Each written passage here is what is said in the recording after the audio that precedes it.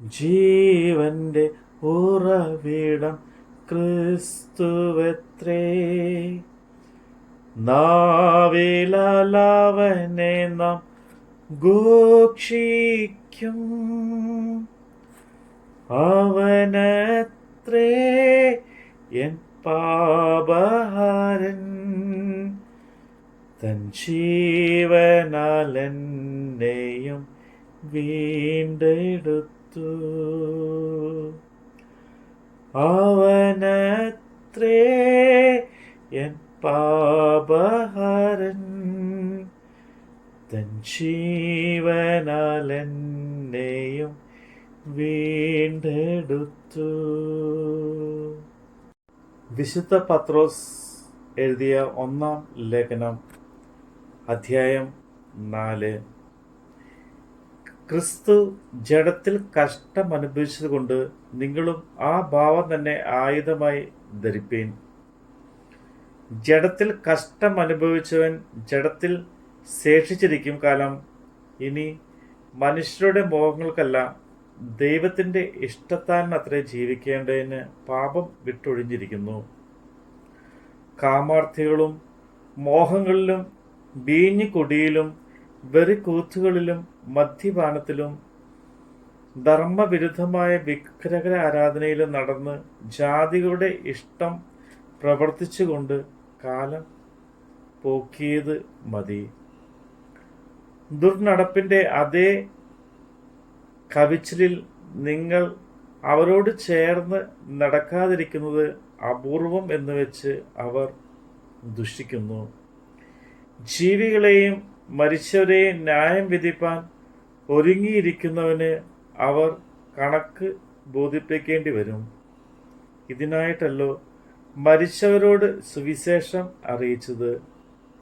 അവർ ജഡസംബന്ധമായി മനുഷ്യരെ പോലെ വിധിക്കപ്പെടുകയും ആത്മാവ് സംബന്ധമായി ദൈവത്തിനൊത്തവണ്ണം ജീവിക്കുകയും ചെയ്യേണ്ടതിനായിട്ട് തന്നെ. എന്നാൽ എല്ലാറ്റിൻ്റെയും അവസാനം സമീപിച്ചിരിക്കുന്നു. ആകയാൽ പ്രാർത്ഥനയ്ക്ക് സുബോധമുള്ളവരും നിർമ്മലരുമായിരിപ്പീൻ. സകലത്തിനു മുമ്പേ തമ്മിൽ ഉറ്റ സ്നേഹം ഉള്ളവരായിരിപ്പീൻ. സ്നേഹം പാപങ്ങളുടെ ബഹുത്വത്തെ മറയ്ക്കുന്നു. പിറുപിറുപ്പ് കൂടാതെ തമ്മിൽ അതിഥി സൽക്കാരം ആചരിപ്പീൻ. ഓരോരുത്തന് വരം ലഭിച്ചതുപോലെ വിവിധമായുള്ള ദൈവകൃപയുടെ നല്ല ഗൃഹവിചാരകന്മാരായി അതിനെക്കൊണ്ട് അന്യോന്യം ശുശ്രൂഷിപ്പീൻ. ഒരുത്തൻ പ്രസംഗിക്കുന്നു എങ്കിൽ ദൈവത്തിൻ്റെ അരുളപ്പാട് പ്രസ്താവിക്കുന്നു എന്ന പോലെ ഒരുത്തൻ ശുശ്രൂഷിക്കുന്നു എങ്കിൽ ദൈവം നൽകുന്ന പ്രാപ്തിക്ക് ഒത്തവണ്ണവും ആകട്ടെ. എല്ലാറ്റിലും ദൈവം ക്രിസ്തു മൂലം മഹത്വപ്പെടുവാൻ ഇടവരട്ടെ. മഹത്വവും ബലവും എന്നേക്കും അവനുള്ളത്. ആമീൻ. പ്രിയമുള്ളവരെ, നിങ്ങൾക്ക് പരീക്ഷയ്ക്കായി സംഭവിക്കുന്ന അഗ്നിശോധനയ്ക്ക് ഒരു അപൂർവ കാര്യം നിങ്ങൾക്ക് വന്നു കൂടി എന്ന് വെച്ച് അതിശയിച്ച് പോകരുത്. ക്രിസ്തുവിൻ്റെ കഷ്ടങ്ങൾക്ക് പങ്കുള്ളവരാകുന്തോറും സന്തോഷിച്ചു കൊള്ളുവിൻ. അങ്ങനെ നിങ്ങൾ അവൻ്റെ തേജസ്സിൻ്റെ പ്രതിഷ്ഠതയിൽ ഉല്ലസിച്ച് ആനന്ദിപ്പാൻ ഇടവരുന്നു. ക്രിസ്തുവിൻ്റെ നാമഹേതുവായി നിന്ന സഹിക്കേണ്ടി വന്നാൽ നിങ്ങൾ ഭാഗ്യവാന്മാർ.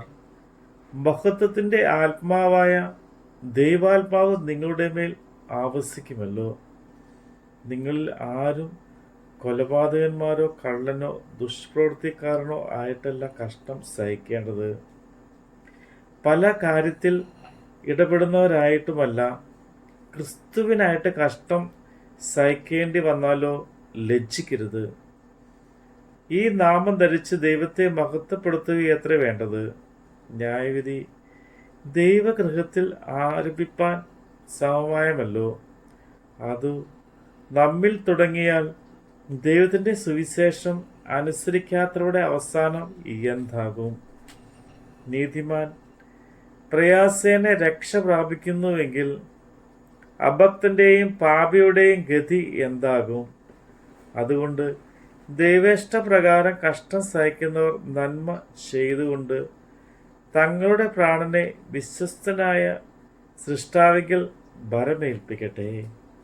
നമ്മുടെ കർത്താവിൻ്റെ വചനമാണ് നമ്മൾ കേട്ടത്. താഴ്ചയിലെനിക്കവൻ തണലേകി,